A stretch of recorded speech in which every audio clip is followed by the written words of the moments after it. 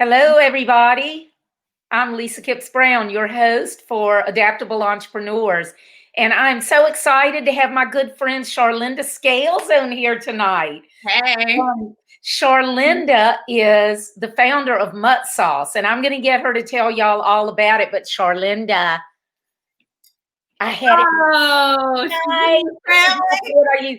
This is not the well, where the heck? I can't get in the middle. This is not the one I had. Shoot, I'm going the wrong way. This is the sweet and spicy. We did the original, but I had meatballs tonight. okay.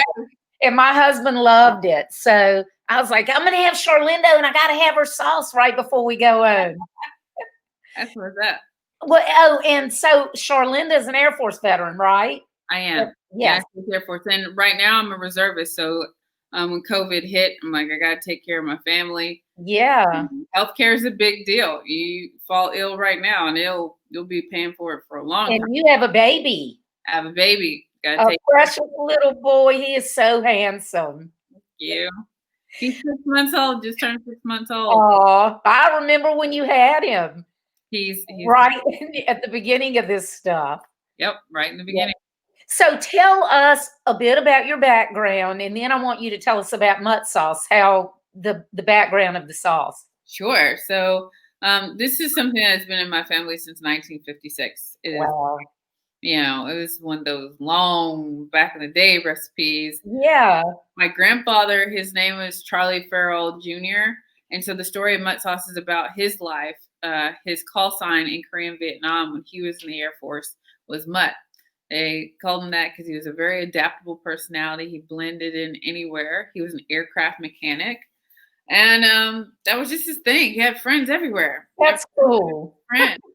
And that's how it got its name. It's named after him. But he was also passionate, at least about food. He was passionate about condiments, but not in the way that people think. Like, he didn't like them.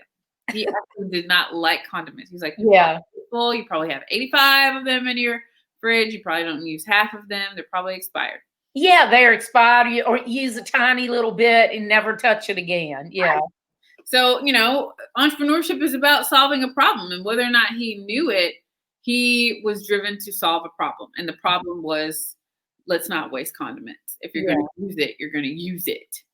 And he tinkered around for a long time and got to that recipe, one sauce for all, breakfast, lunch, and dinner. And my family was like, hey, what are you going to put on this? Mutt sauce.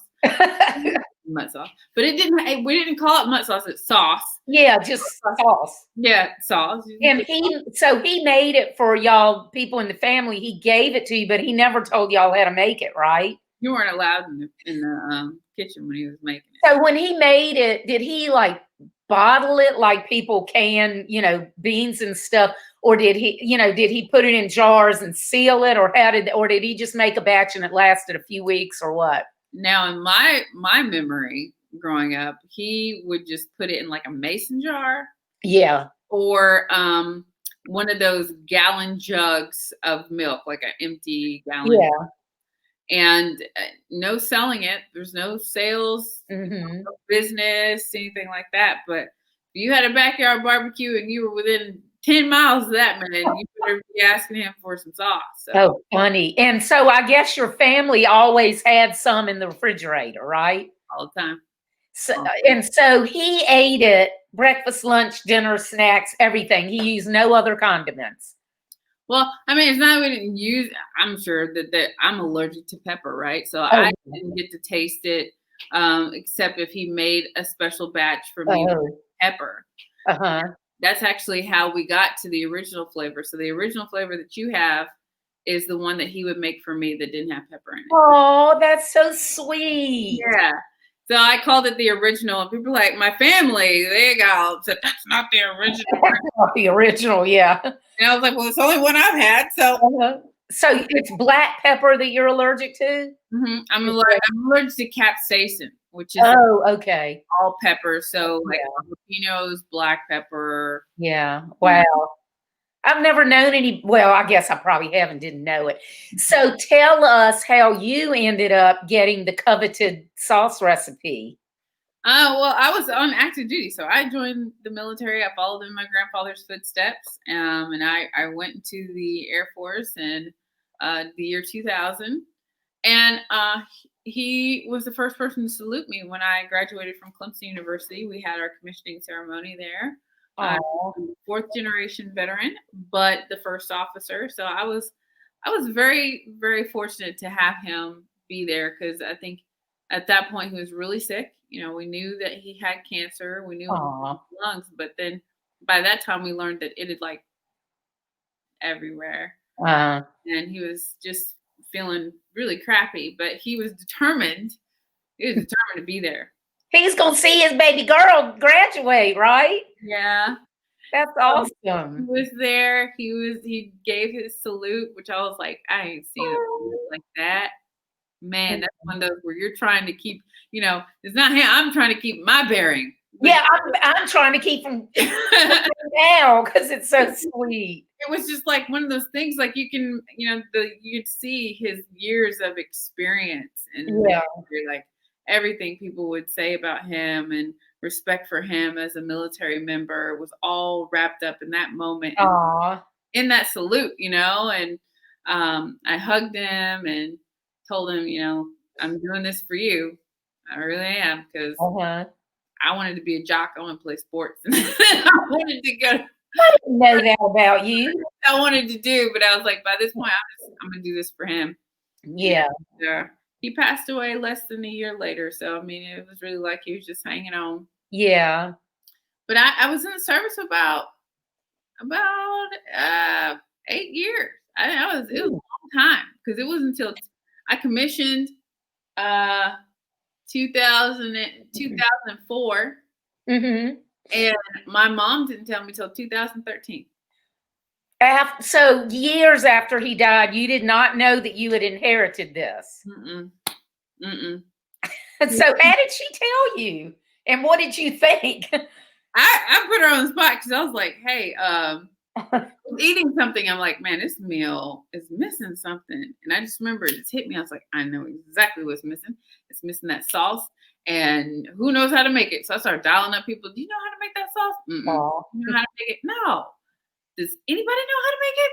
So I called Mom, because she's the oldest daughter, and she spent a lot of time with him towards the end. And I said, did he ever talk about this?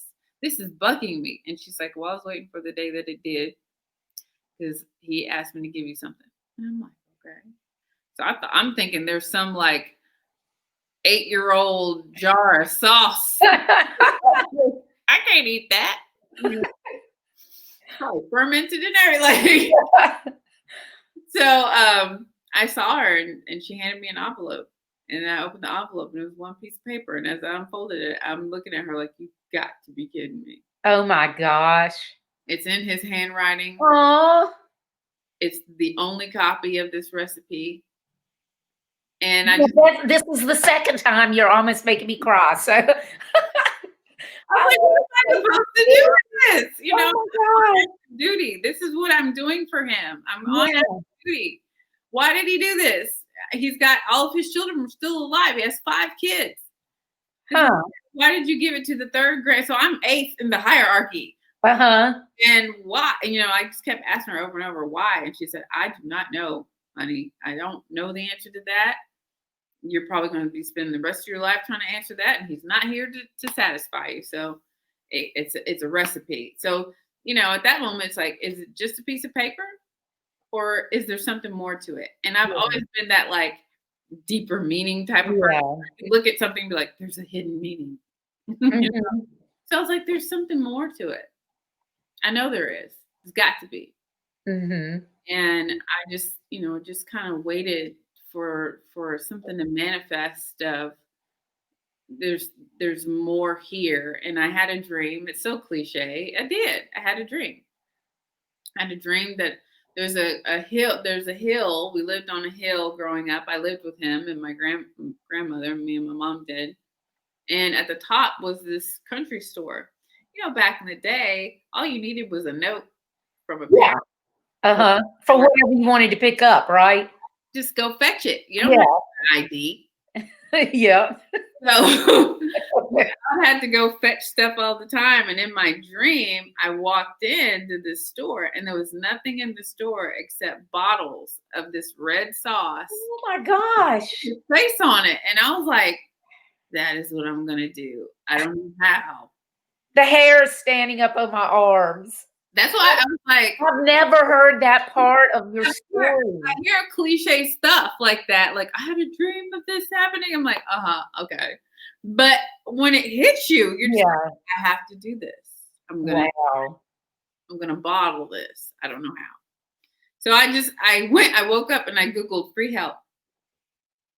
You Googled what? Free help.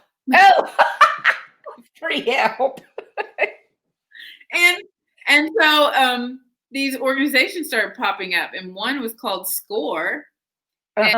Score.org. And they're like, make an appointment at your local SCORE chapter. Free mentorship. I'm like, free 99. Free. So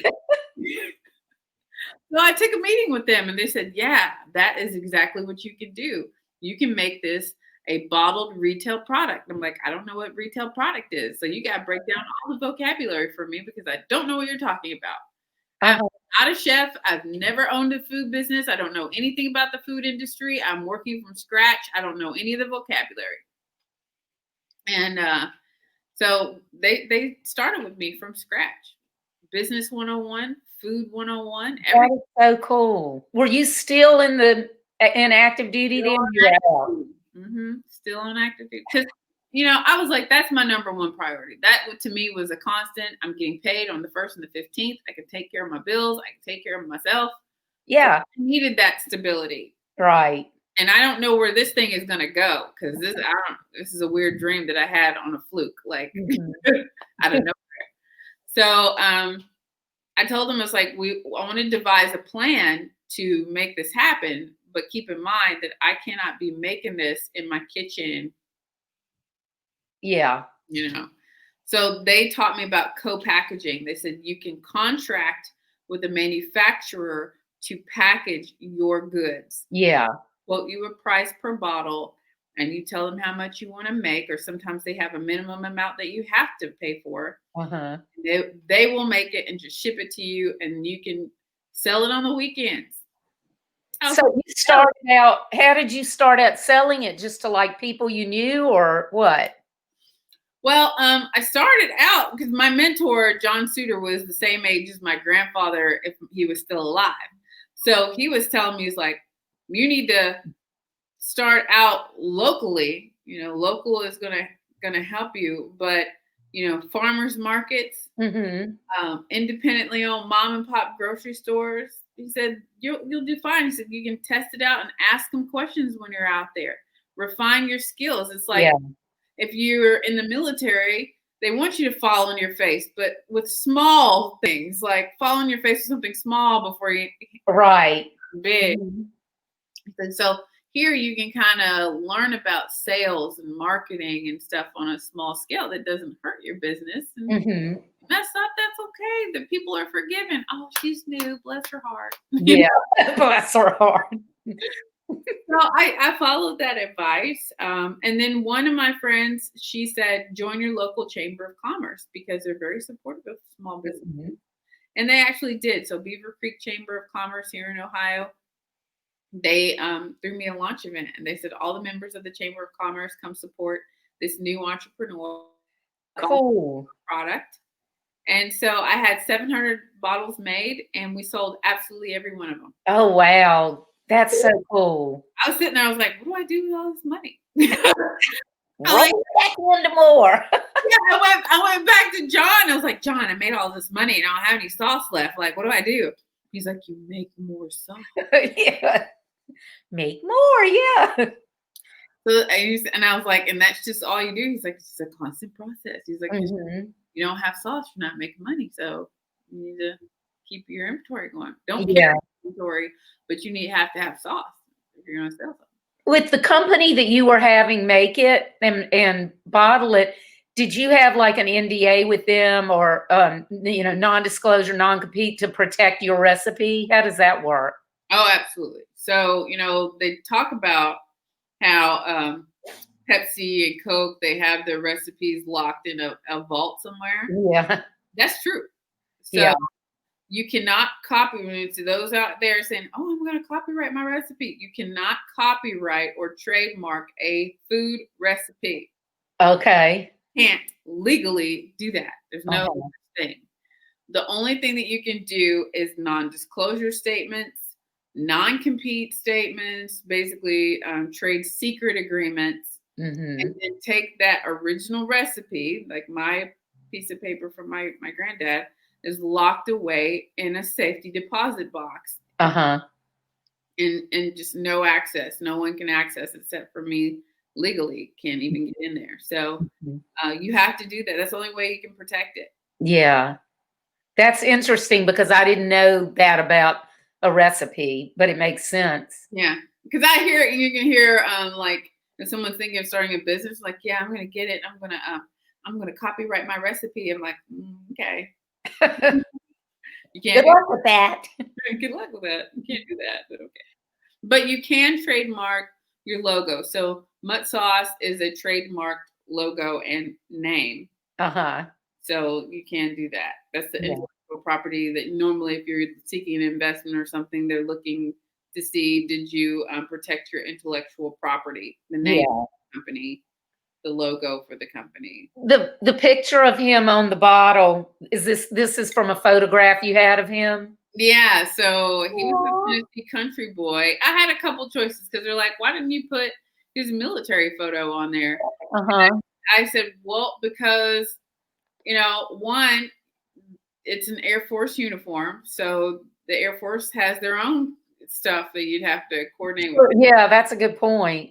And then I think that it's more authentic to his personality to put the country boy on there. Yeah. And it kind of goes better with cooking and sauce and, you know, all that. It's so sweet. I was looking at his picture earlier today. He just looks like such a nice, sweet man. He was the best. Like the ultimate grandfather. Well, I feel like I got lucky because when he had his kids, his 5 kids, right? He was the military tech sergeant. Oh, yeah. Yeah. And so they got that dad. And so when he was retired, my mom, she's like, who are you? This is not the man I grew up with. And it's funny because even with my son now, I see my mom and my dad with them, and I was like, wow, like way different. Not jealous, but this is different. Yeah. They get to, it's their time to spoil and not have to worry about the spoiling. Yeah. You are thinking, I mean, even as a parent, you're constantly thinking like safety and how do I, thinking, you know, I want to make sure they're raised right. I want to make sure they're learning, blah, blah, blah, blah, blah. You don't have to worry about that stuff. Yeah. You just play with them and have fun and send them back. Right. Just fun. Yeah. That's so cool though. So you started out then at like the farmer's market and stuff and rolled your money back into it. And then what was your like inflection point or really when you started growing outside of that? Yeah, well, I call it like we failed fast and early because at the 6-month mark, we made it to Shark Tank. So a lot of people, how did you make it on there? Right? Isn't that crazy? Yeah. That's the story in itself. But I'll try to keep it brief. I went to the Black Enterprise Entrepreneur Conference, and it was like I've been in business for 6 months, and I thought, well, if I go to this conference that's in Cincinnati, Ohio, I'm going to meet like entrepreneurs from all over the world, like millionaires and billionaires, and they're going to be able to teach me how to be successful as a Black entrepreneur. And I was just there to soak in information. Yeah. They had a pitch contest that was you'd win a prize from Black Enterprise and mentoring and stuff. So it was their in-house pitch contest, and they were going to choose the top 10. I just knew, Lisa, that they were going to pick me. In my arrogance and my non-humility, which I've been told all my life by my grandfather, humility will take you farther than money. And all I was thinking was, I am good, and I'm going to get this money. And I didn't even make the top 10. So then, they announced the top 10. Down. Yeah, I was like, forget this, man. I left out the building. I left out the building, but I had brought another guy with me. He was my graphic designer, young guy. I said, I'm going to go have a margarita. Forget this, man. They can't understand my goals. Do. And he's like, it's not, if you don't make it, it's not about you at that moment. It becomes about supporting everybody else. That's a great point. Right? He said, so you should pour your energy into supporting the 10 that did get chosen and cheering them on. I'd met them. We'd been going at this conference for a couple days together. And so the waiter came back. He's like, you want that margarita? And I was like, nah, we're going to go back in here. Aw. So we went back in there, and right when we walked through the door, people were yelling, Charlynda, run to the stage. I was like, run to the stage for what? But, you know, I'm going to tell you right now, Lisa, in Black culture, somebody said run, you just drop everything. You don't even ask no questions. You don't even stop. It's not even like you're like, what's happening? No. Just run. No. So I'm running. I dropped everything I had in my hand, took my heels off, and was running to this. So funny. For what reason, I didn't know. But when I got there, huffing and puffing, they said, the next 3 people who made it to the stage were going to get 1 minute to pitch in front of the panel. Oh, so made it physically to the stage. Yeah, physically run. Oh, okay. So that's why they were telling you to run, get there fast. So I got there. You were an athlete, right? Huh? Good thing you were an athlete, right? Yes, because I was in the back of the room. I got to the stage. They put 60 seconds on the clock. And I tell you, it felt like an out-of-body experience. I was just pitching for my life. Do you even remember what you said? Do you think you said something about your grandfather, or do you have any idea what you said? I remember saying that, you know, I'd inherited from my grandfather, but I also had mentioned, you know, at the time we were only in 8 stores. I mean, we'd only been in business 6 months, almost 6 months. And Oh, you're frozen. Hello, can you hear me? Darn. Charlynda, you're frozen. Can you hear me? Well, hopefully she'll be back in a minute, y'all. Gosh, right when she's getting to an exciting part. I don't know what's happening. Let me try to text her and see what's going on. Sorry, y'all.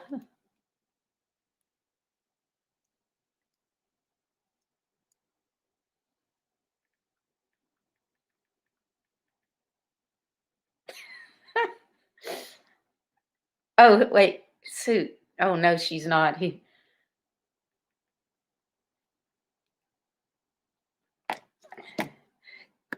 Kelly Shaw, while we're waiting for Charlynda to get back, Kelly wants to know if we can buy our stuff in Virginia. Kelly, I need to find out for sure. Hold on. I think she's okay. Here, she's back. Hey, Charlynda. What was happening? Right when she got to the excellent part. Before I forget, Kelly Shaw, who used to be my business partner in a business that I owned years ago, wants to know if we can buy your sauce in Virginia. Yeah, I mean, just go on muttsauce.com. We ship across the U.S. Okay, yeah. So Kelly, go to muttsauce.com, and I should have thought to tell him that, but I was so caught up in the moment of you running to the stage. Yeah, so I did. I ran to the stage. I did the pitch. When I came down after the blur, there was a lady standing there. Her name was Jacqueline Neal, and it was so interesting because she said, "Do you know who I am?" I was like, "Man, you know you're important when you don't even. That's the first. But do you know who I am?" Yeah. And I felt bad. I was like, "No." Am I supposed to? But she sat on the board for Heinz and Kraft. Oh. Yeah. And she so said, was she a judge, or she just happened to be there? Well, she had just left working, for Heinz and Kraft, and now she had her own consulting business. Oh. But she was like a behemoth in the food and beverage industry. And I was like, shame on me for not knowing. And she said, what you need to do right now is go down the hall. There's a lady handing out badges, and I think she's about done. She said, "Do you know Shark Tank is in this building right now?" Oh my gosh. She said, "You need to go right now." I was like, again, dropping everything. Yeah. Run again, running. So I did. I found the lady. She was walking out the door. She had a little thing of, I could see the bracelets, and she was walking out of the building. And I was like, "Oh, I'd handed out all the bracelets for the day." I said, "Please give me a bracelet." So she gave me one, and she's like, "You're number 500." I'm like, 500 businesses? Oh my gosh. And so when you got one of those bracelets, that gave you the opportunity to go pitch to them or what? Yeah. So you got like 30 seconds or a minute? Yeah, 1 minute. 1 minute. Was this like a regional Shark Tank thing? So they go in different cities in your state, and then if you make it there, then every state they start paring it down, and then their batch for the national show. But it's not a short process. Shark Tank, I did the first audition in May, didn't make it there till September. So yeah, and you're auditioning every week. They're calling you every week. So you started the local thing, then you go up a little till you actually make the show, right? They don't tell you where you're at. They're just saying you've been every time. Okay. You're getting the call. I made it. It was like, you're still in the running. Yeah, and you have no clue where you are. Yeah. So, and if people want to know, like, you're giving them your financials all the time. Yeah. You're working with the producers. You have to memorize your pitch. You have to know your pitch frontwards and backwards in your sleep. There's like 3 pages of financial data that you have to know on a whim, of like your gross, your net, your cost to acquire a customer, your every financial question you could possibly ask about a business. You need to know the answer. Oh my gosh. That's so interesting. And you made it to the top. You made it to the show all the way to pitch to the Sharks. So, without and the great thing is Jacqueline was a consultant. She coached me the whole way. Oh, cool. She was taking meetings with me every week. Okay, what is your task for this week? Okay, this is what you need to do. Blah blah blah blah blah. So I don't think I could have made it there without helping me prepare. But that shows the importance of having a mentor, doesn't it? Yes. I was just like, I'm not even gonna pretend like I know how to do this.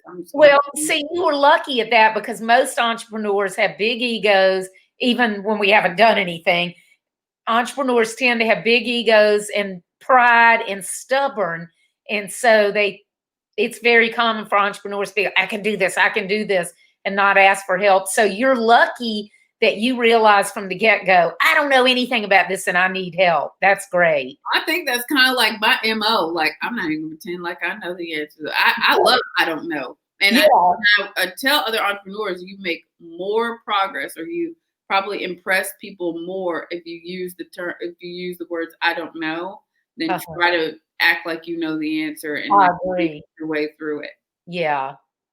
So what happened when you made it to the end, when you actually got to the Shark Tank? Well, I was the first active duty Air Force person to make it that far. Oh, wow. So I had a different challenge. And that's why I tell people, like, we've got to get rid of the stigma of the person who has a job and owns a company.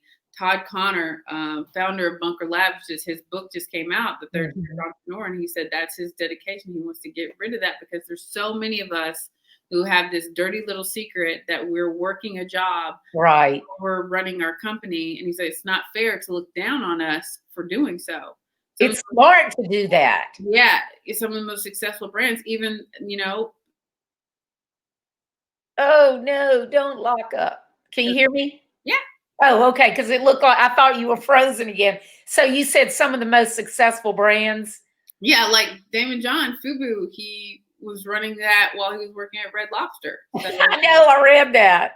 Yeah. So it's like he was doing that. I mean, I worked as a government contractor, still doing government contractor work, because if you're trying to take care of people, especially now, you got people you got to take care of. Even you got to take care of yourself. And it doesn't matter to me anymore to impress someone. to be able to say I'm a full-time entrepreneur. That doesn't do anything for me. Impressing people doesn't put money in your pocket. Right. It It doesn't take care of your son and your parents and you. It does. I don't wake up and go to sleep with the needing the that approval from someone. Yeah. So Well, I'm glad that you mentioned Todd's book, because when you said that about the stigma or whatever, I was going to say you were just at his virtual book launch tonight. You spoke at that, right? Or this afternoon or whatever. yes, and that And the book is called Third Shift Entrepreneur. yes. Yeah. And it's pre-order right now, correct? It comes out on the 29th, but it's pre-order right now. Okay, yeah. So y'all, Todd Connor, he's the founder of Bunker Labs. And you need to go order his book, Third Shift Entrepreneur, even if you already have a business. You know, even if you're already successful, you can always learn new things. He's actually going to be on my show sometime soon. There you go. Yeah. So you made it to Shark Tank. What happened then? Well, I ask you to have a shark in mind that you want to pitch to, and mine was Daymond John. I'm like, we had similar stories. Raised by a single mom, he was selling shirts out of the back of his trunk of his car, of his truck. I was selling Mutt sauce out the back of my car, out of my Honda. So we had similar backgrounds, and I thought he'll understand my journey to getting here. Yeah. And as soon as I got there, I was like, which sharks are we pitching to? And they're like, oh, everybody except for Daymond. Oh, no. I was like, was he not there? They rotate. One of them is not there either. Okay. So he was the one rotating out for that one segment. I was like, what? One more challenge for you. You think you're prepared, something gets thrown in your way. So stigma that Todd was talking about. Are you an entrepreneur or a wantrepreneur? Because I think it was Mr. Wonderful. He had coined that term, wantrepreneur. Uh-huh. Like, you're not quitting your job on this show and showing us that you're all in. Like, what are you doing here? You're dead to me, you know? And that's who you had to pitch to? Mm-hmm. Oh, gosh. Yes. It was Mark Cuban, David Herjavec, Barbara Corcoran, Lori Griner, and Mr. Wonderful. So what happened? It was a long interview. It was a long interview. And the whole time I'm trying to avoid talking about, one, the fact that I'm active duty, because the active duty said, if you say anything about the military, they had a whole sheet of talking points. Yeah, what you can say, what you can't say. Yeah. Yeah, that you have to say verbatim. And I was like, my brain's already memorized. So I don't even want to have to bring that out of. Yeah. So I was just trying to avoid it. And they said, so are you all in on this? You don't have any other obligations? I said, well, you know, I look forward to learning a lot and partnering with someone who could help me get to that point. And they're like, what do you mean get to that point? You're here now. You're getting to the point today. Like, what else do you have to do? And Mr. Wonderful is like, what in the world is profanity? What do you have to do that's more important than this right here? There's nothing more important. Uh-huh. And I said, I support and defend the Constitution of the United States against all enemies, foreign and domestic. Active duty United States Air Force. Uh-huh. What did he say? Then you can hear a pin drop. They're like, oh my God. Yeah. So it's kind of awkward because you've assumed, and they were told, as far as I know, they were told that there's going to be a military person. Okay. So if you've already made the assumption that it's not me, which looks bad. Mm-hmm. And you said that there's nothing more important than serving my country. Yeah, you had the great answer, the way that you answered it. Well, that's the verbatim answer I was supposed to. Yeah, so yeah, so it was awkward after that, and so it was a lot of backtracking. And hey, you know, you're doing a great job, so maybe you should just do that. Maybe you should just serve your country, and then when you're ready, call us again. And the way it ended was clearly it's the wrong time. Yeah, but you proved them wrong. Well, you know, I learned a lot. Or you are proving them wrong as you go forward. I was very shocked. We fast forward to 2017 and we won the Bob Evans Heroes to CEOs Award. And then we found out that we got free mentorship from Daymond John. I was like, of all the sharks that I could possibly have gotten free mentorship from, you can't. It came all the way back around full circle. Look at how the world works. I'm just crazy. Yeah. So that happened, and it was just I couldn't really, I cried when he called. I could not stop crying. I'm like, oh my God. I can just imagine. But I never told him. So I probably knew him for about a year or so before I even let it out the bag that, I really wanted to pitch to you. I had been to Shark Tank. He didn't know that I'd been to Shark Tank. Oh. Yeah. Wow. I figured he would have heard it, somehow known it about you when he.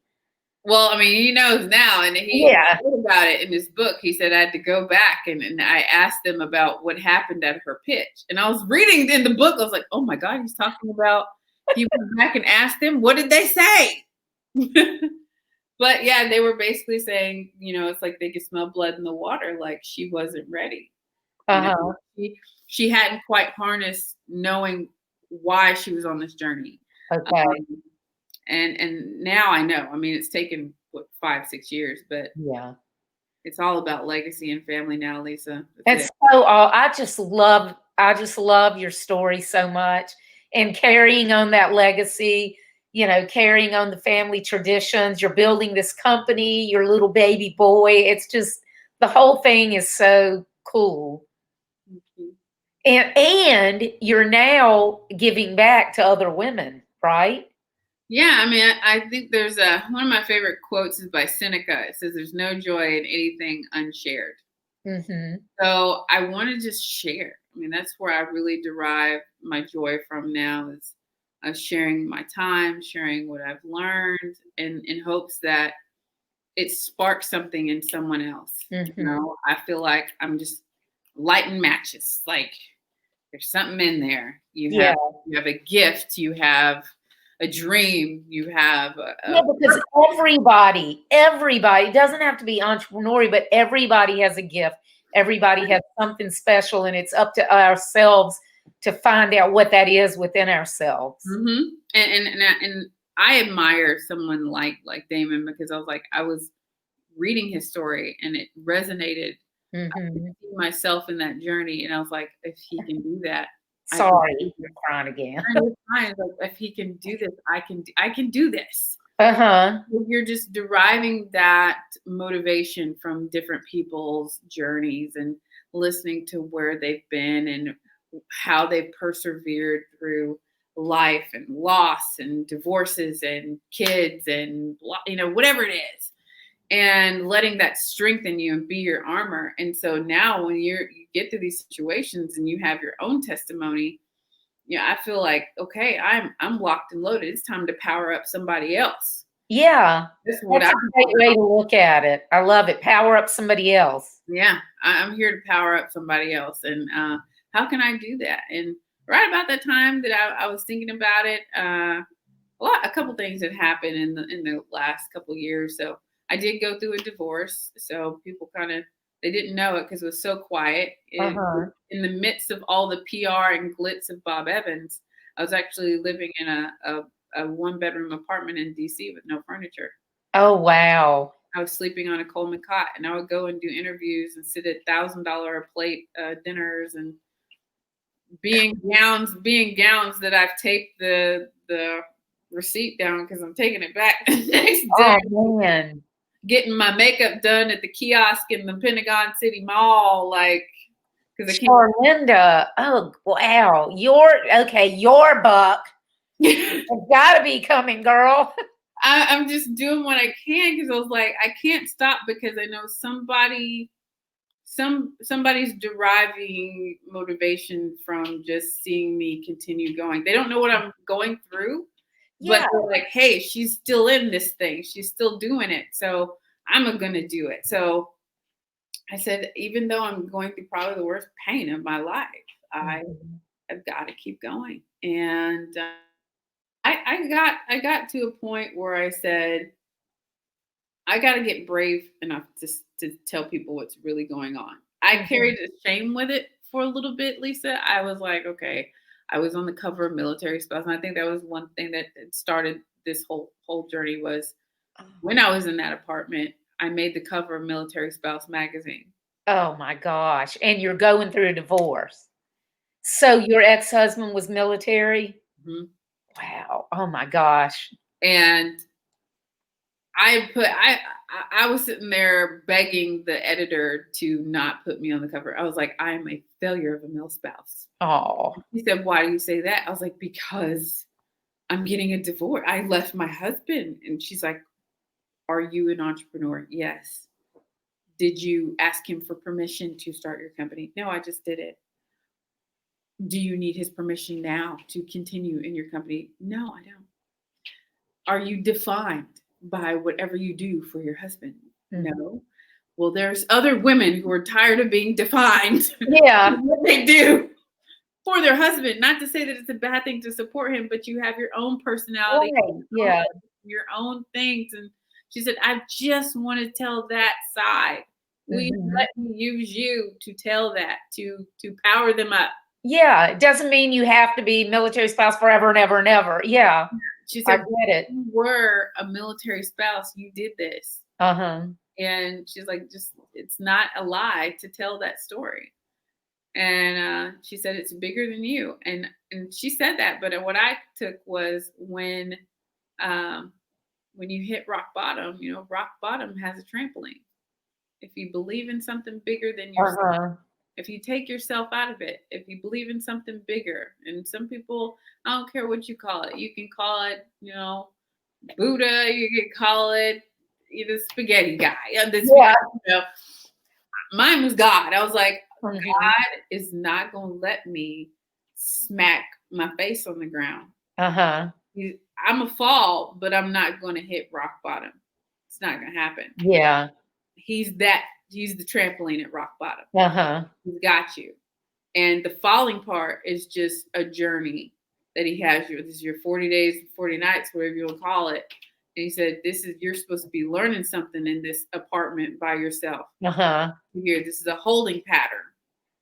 And while you're in this holding pattern, I need you to realize that you might be physically alone in here, but you're not by yourself. You're not alone. I've never left you. And sometimes you just need it to be nice and quiet to realize that I'm here. And so I used that time from what she said to, I need to power up myself, get my gumption back, and let transparency heal me. And so selfishly, I'm like, I'm gonna let it heal me. But the more I started telling people my story, I was like, wow, someone was sitting there with their own testimony, their own pain, locked in. It was locked in here. Me saying something was like, freed them up to, yeah. Me too. Girl, yes. Well, my husband's retired Navy. He was in 26 years, but I was only with him for the last 6 years of his career. So, I mean, we had our babies out, after we got married, before he retired and everything. But for the longest time, I didn't look at myself as a real military spouse because I didn't have to go through all the deployments. And, I mean, I did give up a job and move to another state and all that. But I felt like because I didn't go through all the deployments and everything, I wasn't a real Navy wife. And then I was like, you know what? Yes, I am,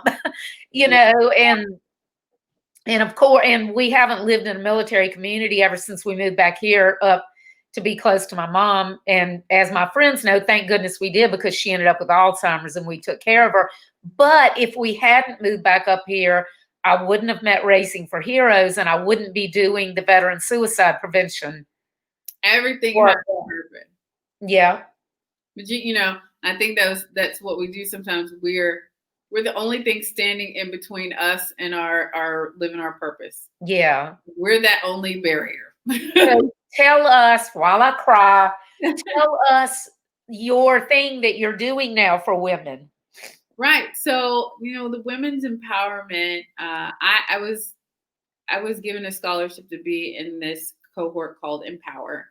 And they wanted to separate the entrepreneur or the business leader from the woman and just peel back the layers and say, we're going to make your business better by making the woman better.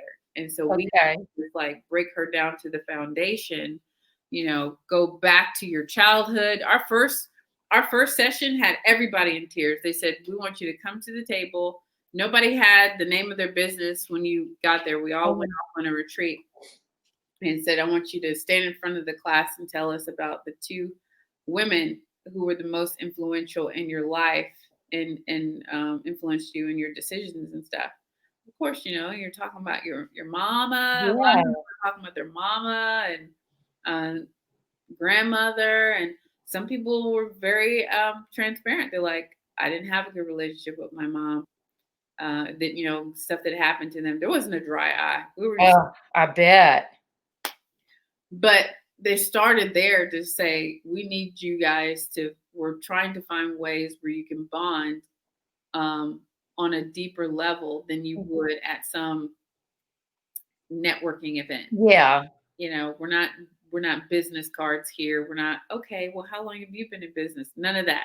Mm-hmm. We want to talk about what's really going on down in these layers. What motivates you? One of the sessions I said really did it for me was a lady came from a bank and she said, I'm not here to talk about your options as a business owner. I'm here to discuss what is your lifetime relationship with money. Yeah. Who mentored you when you were younger as a kid about money? Did anybody sit at a table? So they put us in a circle and we're supposed to talk about our upbringing and the relationship with money.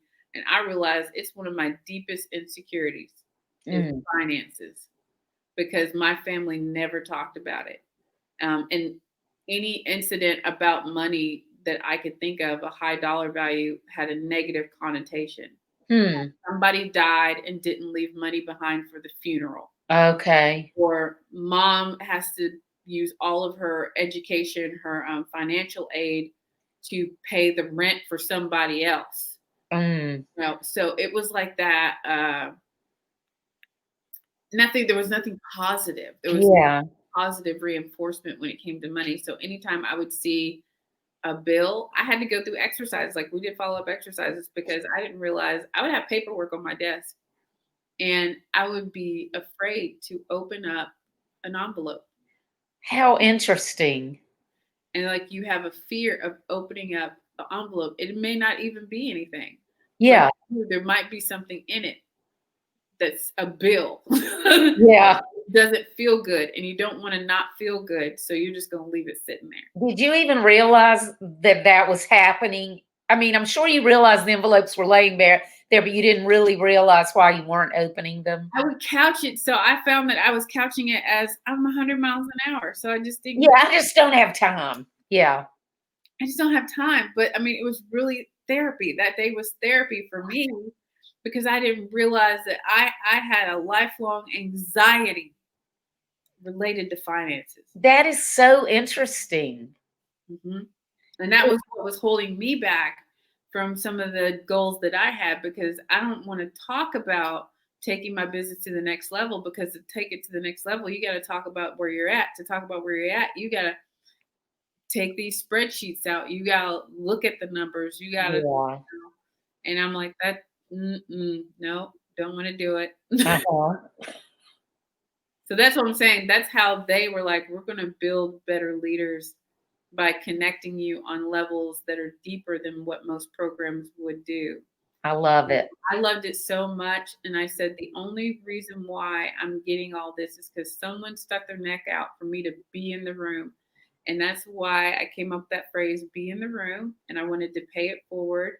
And I said, I'm going to create this line of merchandise. Oh, yeah. Cool. This is our water bottle, but I mean, we have T-shirts. We have. Hold up the T-shirt you showed me earlier. Yeah. So we just started what I call the Icon collection. So this first one, of course, we just lost Notorious RBG. Yeah. Oh, I love it. And so, yeah. Who did the graphic design? So I found this designer. I know, here's my secret. So I have some friend designers locally, and I told them, I said, look, I'm going to do you a solid. I'm going to cut you off a piece because I don't know how to do this. Yeah. I have like, all these stacks to be paying you. Yeah. But I think one aspect that I noticed that I've harnessed over the years is the influence. So I want to be able to lead people in a direction or show them a vision, and I don't always have all the resources to do it myself. Yeah. I'm going to find a way to help you see what I'm seeing and meet me in the middle. I'll take care of you on the back end. I swear I will. And I do, but that's been mainly my thing. It's just like. So with the be in the room thing, you're selling the merchandise, and the money from it goes to pay for other women. Is that how it works? So the first check we did, I just handed them, was $1,600. So I did a 3-week campaign online and that was from selling merchandise, or was it from donations, or both? Just the merchandise. Okay, just the merchandise. Okay, so the profits from the merchandise go to the program. Mm-hmm. God. And then, I was like, wow, that was a little bit. I saw it on LinkedIn, and I wasn't sure what it was. I didn't know if it was like something you were a part of. Yeah. So I didn't realize you would build, it started to take on a life of its own, because I said, this can be a tool. So here's my vision now. This can be a tool for anyone to empower the women in their area. I can work with you to design your own line. You can call it. So Be in the Room is definitely related to the Empower program, but you can have your own Be in the Room. I can make little discount codes. You can tag it with your city. And so then we can look on the back end and say, okay, well, all these sales for this month they use this discount code, which helps me figure out how to funnel the money. Right. So you can make your own campaign. I can actually design your campaign, and you don't have to think about the website or the deliveries or any of that. I love that, Charlynda. Yeah. But it's just really, I want it to be a collection that empowers you, that you're saying something. When you wear this, you're saying something without saying it. Be in the room, or if I'm sitting there with my coffee mug, I'm letting you know that I am proud to be the only chick in this room. That's right. That is really, that's just so cool. I'm so proud of you. Thank you. I'm so excited that you're doing that. I mean, it's not like you don't have enough to do. You're raising your little boy, your reserves, you're running a company, Well, I'm not by myself. So I pay homage to, my mom and dad. That people wonder how all this is happening. They are clutch. So a couple things happened after I had my baby, and then we learned about coronavirus. Yeah. They're handing me pamphlets. I was like, what is this? They're like, you need to go home, shut the door. Don't leave. Wasn't he born like right before the shutdown? Is that what happened? Before. What? Like the day. Oh, okay. I remembered it, but I couldn't remember. Yeah, he was born, but he was sick. So we were in the hospital a couple weeks, and I wasn't leaving. My whole focus was like, my baby's sick. I got to get him well. I don't care about the world. And then you come out, and the whole world has changed. Yeah. And everything shut down. Woo, we're finally getting discharged. My baby's good. He just, his little immune system is okay. But and they're like, okay, there's this thing out there called coronavirus. I was like, coronavirus, what? And like the Spanish flu, they're like, yes, pandemic. So I'm like, my baby's going straight home. Oh, we're going straight home. And after that, we were just kind of like staying at home. I mean, that's basically what we were doing. And I have to applaud my dad, because he was working in a factory, and the owner, he was like, this isn't real. It's not real. And the owner, like the owner of the factory, he said, it's not real, and we're just gonna keep working. Keep on keeping on like it's not happening. Yeah, he said, well, can you give us some masks? He's like, for what? He said, we're not even 6 feet apart. We're like 2 inches apart. He said, man, this thing is going to blow over. He said, there's a newborn at the house. He said, if y'all don't do something right now, I'm out. Uh-huh. Like, you're going to quit your job? See you later. He quit his job. So he came home and I was like, what you going to do, Dad? Oh, no. I don't know what I'm going to do. I guess I'll just stay at home. So I sat there. I was sitting in the house. I was sitting upstairs and I was crying because I was grateful. But I was like, he's got to do something. You know, I really believe that people have to have purpose. And I agree. Yeah. And I was trying to figure out what to do with Mutt sauce because all my events got shut down. Yeah. Sell online. I said, my dad used to working with his hands and boxing stuff up. Maybe we'll just do this e-commerce thing. And my dad sauce. That's cool. So my fulfillment company is no longer working because they can't have people around. And that was a big chunk of money that I was dishing out every week. I was like, I just took that whole team, that whole fulfillment team. And I said, guess what, Dad? Welcome to Mutt Sauce. You're the fulfillment guy now. Yep. So he was a fulfillment guy. My mom, the more time she spent with my son, she said, you know, I've been an educator for 30 years and this is my most ambitious project. I'm so excited. Like, this is all I want to do. She's like, everything in my life is leading up to this right now. I am a full-time grandmother. Don't even argue with me. I was like, wow. I just love that. 3 generations of the family living together, working together, sharing the responsibilities. It's like it used to be. It me back home in Tennessee. I mean, we were all one good unit. Harmony. Yeah, when I grew up, my grandfather had bought a farm when my mom was growing up. And so by the time I was born, we call it our little enclave. It was like my grandfather built a house, my parents built a house, my aunt built a house. So we had this little circle, like they grew up in the farmhouse. And then like in the late 50s, when my parents got married, they built a house, then my grandparents, then my aunt. So we were all there together.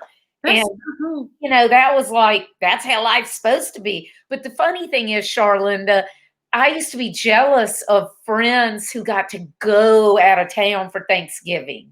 You know, I thought, it seems so cool. They got to fly and they got to do this, that, and the other. I had no idea how blessed I was. And then I got to, you know, as an adult, I'm like, what in the world was I thinking? And then I had my kids. We lived in Florida and my parents were still in Virginia, you know, 600 miles away. And I was like, I wish they were next door, you know. Yeah. And the funny thing, and this is totally off topic, y'all, so I'm very sorry, but you'll get a kick out of this. One Saturday morning, I was still in bed and I heard my daughter on the phone. She had called my mother from Florida to Virginia. Granny, I'm hungry. I'm starving. And my mother was like, where's your mama? She said, she's in bed. Where's your daddy? He's playing golf. And my mother said, honey, you just open that refrigerator door and tell me what you see. And she walked her through, and I was laughing. I was like, well, I'm not going to win Mother of the Year award. Oh, like, here's Annette. Hey, Annette. Hey, girl. Woo. Congratulations on your book, too, Annette. Oh, yes. That's exciting. But, yeah, I'm sorry. I'm totally off topic. But awesome. That's how it was like, you know, I love that. And I think right now, the part that, and it's hard to admit, but it's a bittersweet time right now, especially when it comes to spending time with family. Yeah. People are quarantining with family. It's hard to be like, this is the best time ever. You know, it's the greatest time because there's nothing you can do but really spend quality time with each other. Right. And that's why so many people are like miserable because they realize they have nothing in common. Yeah. Rather than figuring out what they do have in common and, you know, getting better at it. Yeah. It's all about how you use the time. And, you know, I have to be very sensitive to those who are quarantining by themselves so they don't have anybody. And my daughter lives in Atlanta and she's very high risk. So her husband got it right before the shutdown started. They live in a condo in Midtown. We were terrified. My husband was acting like she was already dead. I was like, hello, she's not even sick. But her husband had it. He was very, very sick. But she had gone to high school in Japan, so she was used to wearing a mask. They would go visit there a lot, so they always kept masks. They were just used to wearing them. So they were very, very careful. They stayed apart from each other in the condo. She only went in the room where he was, like, to take him something. And so they made it through without her getting it. Oh, man, I just lost Charlynda again. Charlynda, come back. Y'all have gotten to see me cry a couple of times. Hey, girl. I don't know what you're talking about. Anyway, so again, I'm totally off topic, but yeah, so thank goodness she has not gotten it. So he was very sick. So they're both okay? Yeah. Do you have, like, the symptoms, though, that he, like? Oh, yeah. Well, he was, do I know what his symptoms were? I mean, did he have typical symptoms? Yeah. So first, he really achy, weak, fever going up and down, you know, chills. And then before they mention anything about people losing their sense of smell, Aaron goes, it's the weirdest thing. He can't smell anything. And I was like, well, that's weird. That's not one of the symptoms. Oh, And then a week later, he didn't know that it was a symptom. Right. Yeah. It wasn't until about a week later that they started saying some people lose their sense of smell. Oh, wow. So, and, you know, something that brought it really home to me, the reality of it, is that we have a family cemetery in the mountains where my father grew up, and there are two little graves there, two little sisters who died in the Spanish flu. Mm-hmm. They died 6 months apart, and I never could understand. I was like, well, why did one die here and one die, you know, then? And my mother would be like, well, because it was another wave. And I was like, I didn't get it. Now I get it. Wave. You know, I just could. And it's so sad because it's like these two tiny little graves, and then it's the parents, you know. But I mean, things like that really bring it home that it's real and that we do need to be careful. And that's the thing. Just be careful. Use your common sense. Yeah. And you know, it's such a tough subject because I feel like, and this is way going off though, but there's so many things that have been politicized that we would be able to talk through. If we didn't see eye to eye on them, we would be able to have a conversation. But the politicizing makes it much more sensitive and hard to get on the same page. So I think that's where most of the angst in the country is like that couple that has the very severe communication issues to the point of like toxicity. Yeah. So, yeah. You know, and that's the mask versus no mask. I'm like, and yet we're going to airports and we're taking off our shoes and our jackets and our belts and our, you know, you're following all these rules day to day. But this is like, why is this one? Why? I know. I told my husband we can't even get sick without fighting about it. Yeah. Why do we have to be like that? But I'm ready for I'm ready to bring on 2021. I know. I cannot believe that we're almost to the fourth quarter of 2020. It's like this whole year is just a blur, but I'm so ready to get past it. Yeah, me too. So. I'm ready. Because I'm like, part of me is just like, my kid is having the weirdest childhood ever. This is so strange. I'm over it on his behalf. Yeah. All right. Well, so everybody can go to muttsauce.com, right? Buy your sauce, muttsauce.com, and oh my God, it's really delicious. Wait, let me turn it right. There, gone it. I can't get it right. See, there's her cute grandpa. Oh. So go to muttsauce.com to buy the sauce. Where can they go to find out about the Be in the Room program? Go to theempowercollection.com. Okay, theempowercollection.com. Make sure you put THE because there's some places will take you like another person. Oh, okay. So yeah, go find out about that.